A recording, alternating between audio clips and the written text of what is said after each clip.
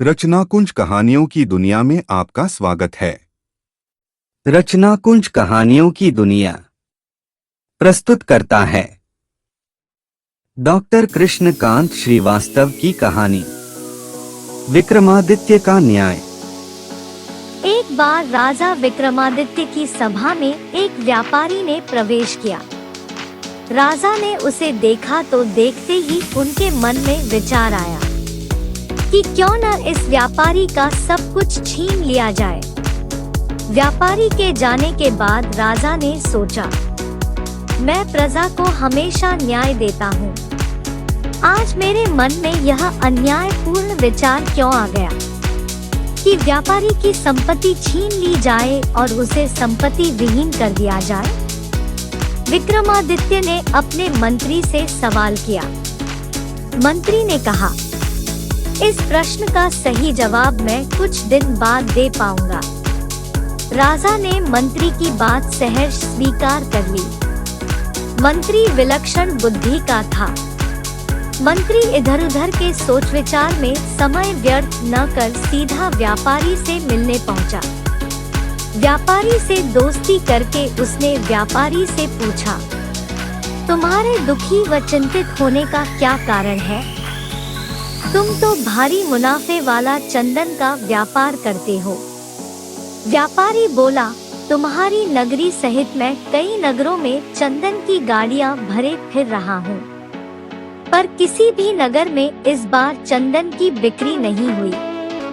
हमारा बहुत सारा धन इस व्यापार में फंस गया है। अब नुकसान से बच पाने का कोई उपाय नजर नहीं आ रहा है। व्यापारी की बातें सुन मंत्री ने पूछा, क्या तुम्हें लगता है कि अब इस घाटे से उभरने का कोई रास्ता नहीं बचा है? व्यापारी हंसकर कहने लगा, हाँ, एक रास्ता है।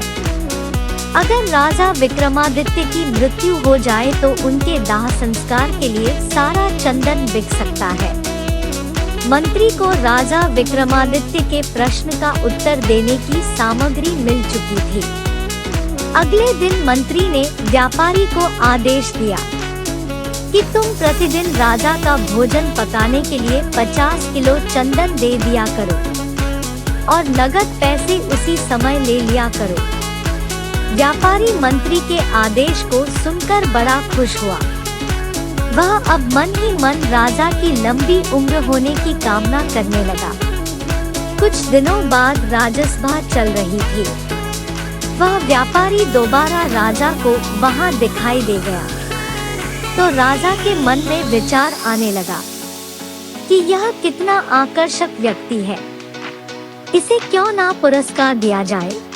राजा ने मंत्री को बुलाया और पूछा, मंत्रीवर, क्या तुम्हें याद है कि जब यह व्यापारी पहली बार राजसभा में आया था तब मैंने तुमसे कुछ प्रश्न पूछा था, उसका उत्तर तुमने अभी तक नहीं दिया। आज जब मैंने इसे देखा तो मेरे मन का भाव बदल गया। पता नहीं आज मुझे इस व्यापारी पर क्रोध नहीं आ रहा है और इसे पुरस्कृत करने का मन हो रहा है। मंत्री को प्रश्न का उत्तर देने के लिए जैसे इसी क्षण की प्रतीक्षा थी। उसने राजा विक्रमादित्य को समझाया, महाराज, दोनों ही प्रश्नों का उत्तर आज दे रहा हूँ। जब यह व्यापारी पहले आया था तब अपने मुनाफे के लिए वह आपकी मृत्यु के बारे में सोच रहा था, लेकिन अब यह आपके भोजन के लिए 50 किलो चंदन की लकड़ियाँ रोज देता है, इसलिए अब ये आपके लंबे जीवन की कामना करता है। यही कारण है कि पहले आप इसे दंडित करना चाहते थे और अब पुरस्कृत करना चाहते हैं। दोस्तों, अपनी जैसी भावना होती है वैसा ही प्रतिबिंब दूसरे के मन पर पड़ने लगता है।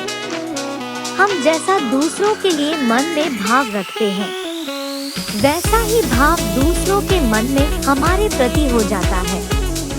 अतः हमेशा औरों के प्रति सकारात्मक भाव रखें। धन्यवाद। ऐसी ही अनेकों प्रेरणादायक कहानियों को पढ़ने और सुनने के लिए आज ही हमारे YouTube चैनल को सब्सक्राइब कीजिए या www.rachnakunj.com पर लॉगिन कीजिए। धन्यवाद।